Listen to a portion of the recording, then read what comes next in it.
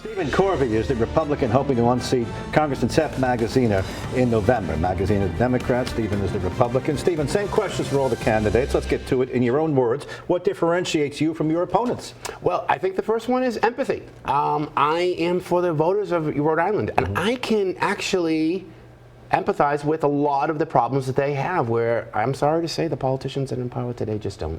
Explain what you see as the most important issue facing Rhode Island.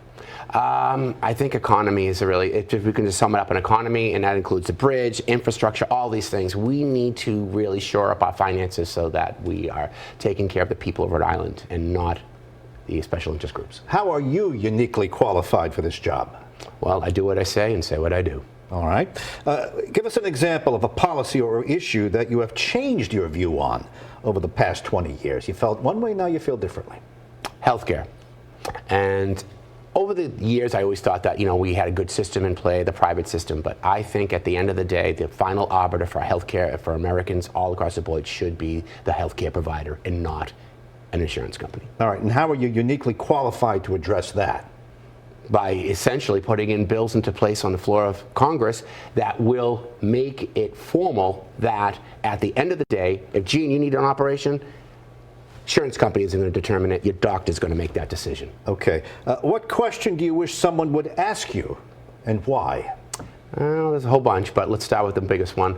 How would I solve the Social Security issue in this country? Who is your political hero? Do you have one? The person that I always look to as a political inspiration was George Washington. And people say it's so cliche, but the reason for it is if you look through history, there are very few people that actually relinquish power.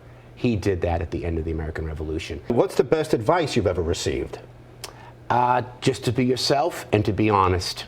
That's the biggest. And that's why it's part of my campaign, transparency.